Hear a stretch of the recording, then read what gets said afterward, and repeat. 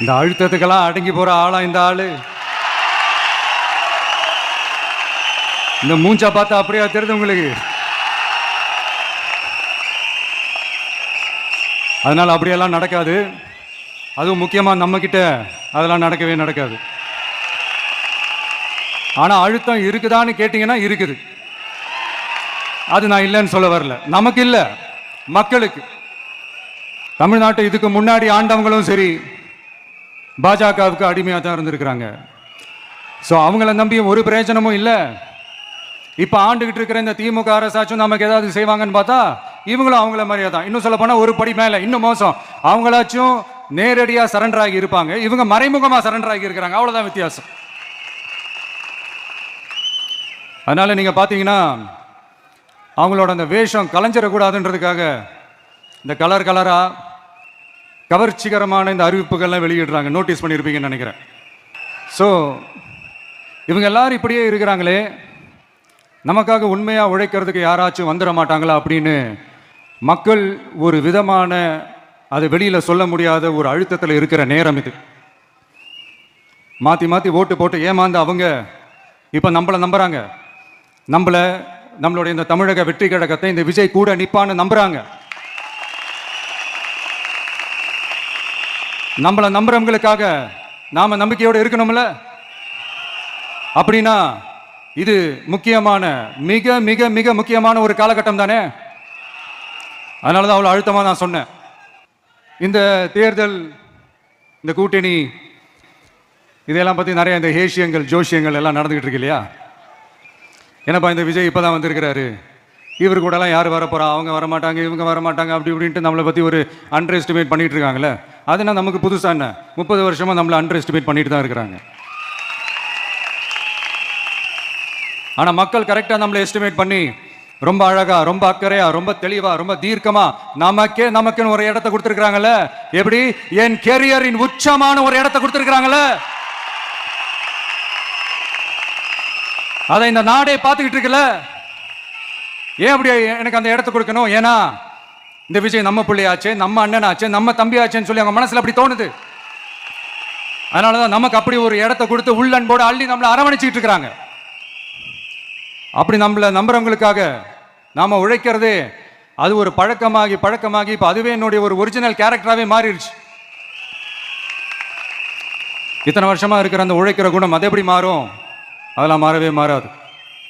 அரசியலுக்கு வந்ததுக்கு அப்புறமும் சரி, ஆட்சி அதிகாரத்துக்கு வந்ததுக்கு அப்புறமும் சரி, ஒன்னே ஒன்று சொல்ற, எழுதி வச்சுக்கோங்க. இதுக்கு முன்னாடி இருந்தவங்க மாதிரியோ இல்ல இப்போ இருக்கிறவங்க மாதிரியோ ஊழல் செய்யவே மாட்டான்.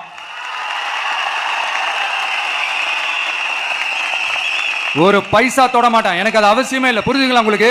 எனக்கு அதை தொட வேண்டிய அவசியமே இல்லை. ஒரு துளி ஊழல் கரை கூட படியவே படியாது, படியவும் விட மாட்டான். நீங்க கேட்கலாம், இது என்ன சினிமாவா, இதன முதல்வன் படமா, ஒரே நாள்ல வந்து இவர் எல்லாத்தையும் கிளீன் பண்ணிடுவாரான்னு நீங்க கேட்கலாம். ஓகே, பிராக்டிகலா அது பாசிபிள் இல்லதான். But it is a process, right? It is a process. இப்படி எதுக்குமே ஆசைப்படாத ஒருத்தன் அரசியலுக்கு வர்றான் அப்படின்னா, அவன் கண்ணு முன்னாடி ஏதாவது ஒரு தப்பு நடக்குது அப்படின்னா, அவன் கண்ணு முன்னாடி ஏதாவது இந்த மாதிரி ஒரு ஊழல் நடக்குது அப்படின்னா அதை பார்த்துக்கிட்டு அவன் சும்மா இருப்பான்னு நினைக்கிறீங்க?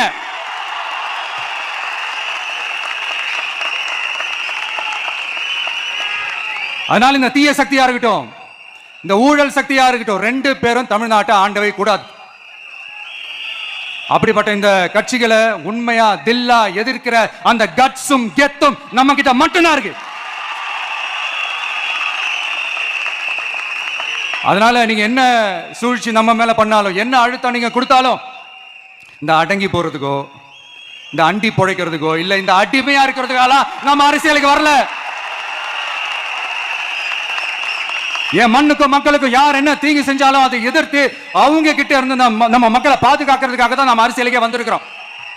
அண்ட் முக்கியமா தோழர்களே, மக்களுக்கு என் மேல மட்டும் நம்பிக்கை இருந்தா அது பத்தாது. என் கூட டிராவல் பண்ற என்னோட எல்லா தோழர்கள்கிட்ட அந்த நம்பிக்கை வரணும். அந்த நம்பிக்கை இல்லைன்னு நான் சொல்ல வரல, இருக்குது. ஆனா அதை தொடர்ந்து இருக்கிற மாதிரி நீங்க எல்லாம் நடந்துக்கணும். தப்பு பண்ண யாரா இருந்தாலும் தப்பிக்கவே முடியாதுன்ற அந்த ஒரு பயம் இருக்கணும். எல்லாரும் உங்களை தான் கேட்கிறேன், எல்லாரும் உண்மையா உழைப்பீங்கல்ல? யாருக்காகவும் எதுக்காகவும் நம்மளோட அரசியல காம்ப்ரமைஸ் பண்ணிக்கவே கூடாது. செய்வீங்கல்ல? தயவு செஞ்சு எல்லாரும் கொஞ்சம் ஒற்றுமையா இருந்து சேர்ந்து உழைச்சி ஜெயிப்பீங்கல்ல? சரி, நமக்காக நம்ம மக்கள் கண்டிப்பா ஓட்டு போட்டு ஜெயிக்க வைப்பாங்க, அதுல எந்த மாற்று கருத்துமே கிடையாது. அப்படி ஜெயிக்கிறதுக்காக நம்ம என்ன செய்ய போறோம்?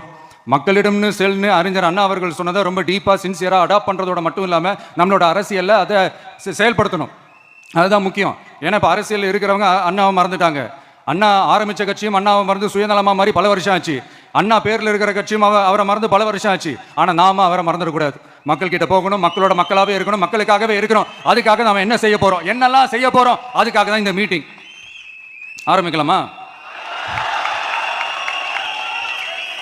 இந்த ரெண்டு கட்சிகள், ஆண்டு கட்சியா இருக்கட்டும், இப்ப ஆள்ற கட்சியா இருக்கட்டும், அவங்கள பொறுத்த வரைக்கும் பூத்துனா என்ன தெரியும்ல? அவங்கள பொறுத்த வரைக்கும் பூத்துனா கள்ள ஓட்டு போடுற இடம். ஆனா நமக்கு, நம்ம டிவி கேக்கு அது ஒரு ஜனநாயக கூடம். அங்க ஜனநாயகம் திருடுறாம நம்ம பாத்துக்கணும். ஒவ்வொரு ஓட்டையும் நம்ம பாதுகாக்கணும். எப்படி பாதுகாக்கிறது? ஒவ்வொரு வீட்டில் இருக்கிற ஒவ்வொரு ஓட்டும் நமக்கு தானே ஃபர்ஸ்ட் கன்ஃபார்ம் பண்ணுங்க. எனக்கு தெரிஞ்ச தமிழ்நாட்டில் ஒரு 2.25 கோடி ரேஷன் கார்டுகள் இருக்கும்னு நினைக்கிறேன். அவங்க எல்லாரும் வேற வேற எந்தெந்த கட்சியில இருந்தாலும் கட்சி வேறுபாடு எல்லாத்தையும் தாண்டி இந்த விஜய் அவங்க வீட்டில் ஒருத்தனா வாழ்ந்துட்டு இருக்கான். அவங்க என்ன அவங்க குடும்பத்தில் ஒருத்தனா பார்த்துக்கிட்டு இருக்கிறாங்க. அதனால இந்த கட்சி கிச்சி எல்லாத்தையும் தாண்டி இந்த விஜய் கூட நிக்கணும்னு முடிவு பண்ணிட்டாங்க. அதனால அப்படி முடிவு பண்ண அவங்கள பாதுகாப்பா பூத்துக்கு கூட்டிட்டு வாங்க. நம்மளோட இந்த விசில் சின்னத்துக்கு ஓட்டு போட வைங்க. ஒன்றியம், நகரம், பேரூர், பகுதி, கிளைன்னு இங்க வந்திருக்கிற நம்மள எல்லார் நிர்வாகிகளும் தான் நம்ம கட்சியினுடைய ஆணி வேர்.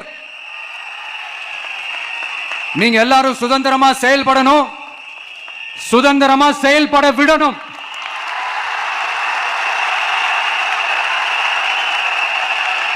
நீங்க ஒவ்வொருத்தரும் எனக்கு முக்கியம்.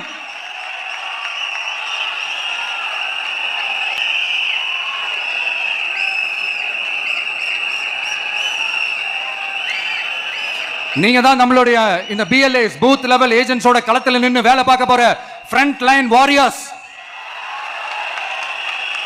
இப்ப நடக்க போறது வெறும் எலெக்ஷன் கிடையாது, இது ஒரு ஜனநாயக போர்.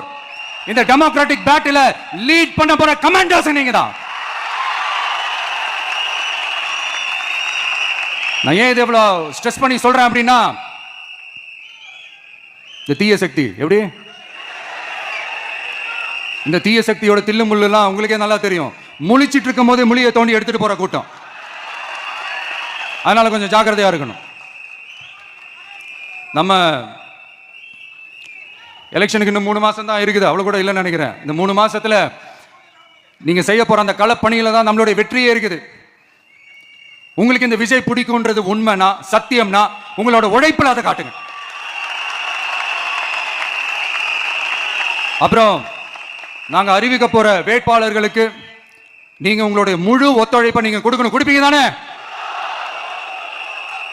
உங்க எல்லாரையும் ஒரு எனர்ஜைஸ் பண்ற மாதிரி உண்மையா நடந்த ஒரு கதை ஒன்று சொல்றேன்.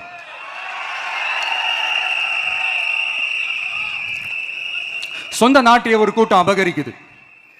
சொந்த நாட்டிலேயே இருக்க முடியாத அளவுக்கு ஒரு நெருக்கடி ஏற்படுது. ஸோ வேற வழி இல்லாமல் அந்த நாட்டை விட்டே வெளியே போய் வேற ஒரு இடத்துக்கு போய் காடு மலை அப்படி இப்படின்னு சுற்றி மறைஞ்சு வாழ வேண்டிய ஒரு சூழ்நிலை ஏற்படுது. என்னடா இப்படியே ஓடிக்கிட்டு இருக்குமேன்னு சொல்லிட்டு தன்னோட நட்பு சக்திங்க கிட்ட பேசி ஒரு பெரும் படையை திரட்டிக்கிட்டு அதிரடியா ஒரு போரை நடத்தி அந்த நாட்டையே திருப்ப மீட் எடுத்தது யார் தெரியுமா?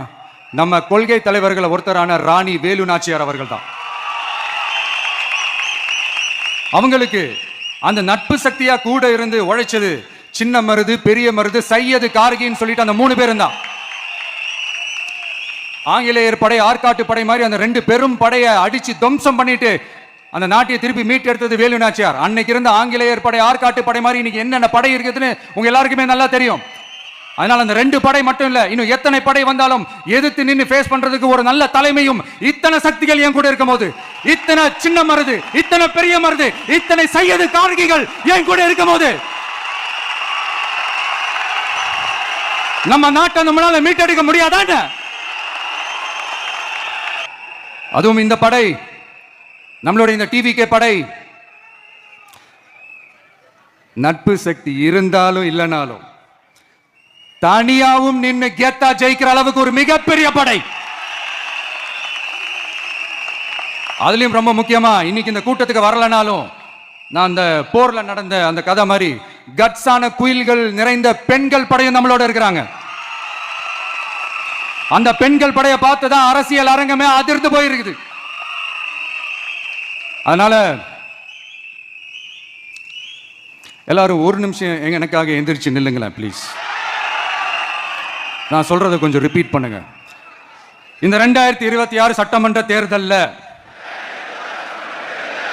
நாம எல்லாரும் உண்மையாக உழைப்போம், சத்தியமாக உழைப்போம், உறுதியாக உழைப்போம், ஒற்றுமையாக உழைப்போம். தேங்க்யூ. Please sit down.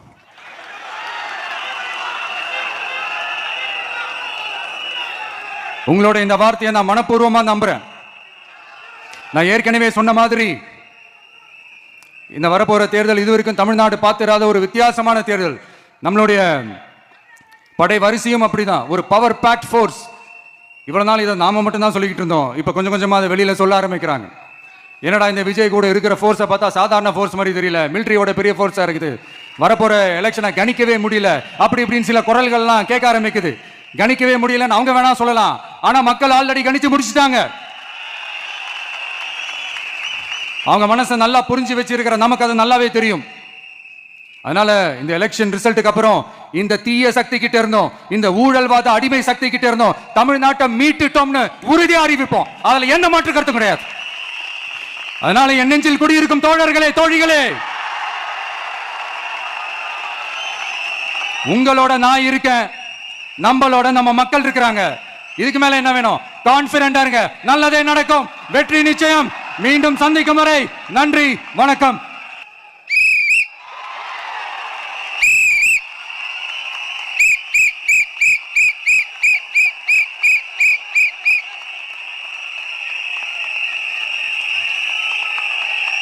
நம்ம சின்னம் உங்கள் சின்னம், நம்மளுடைய வெற்றி சின்னம் விசில்.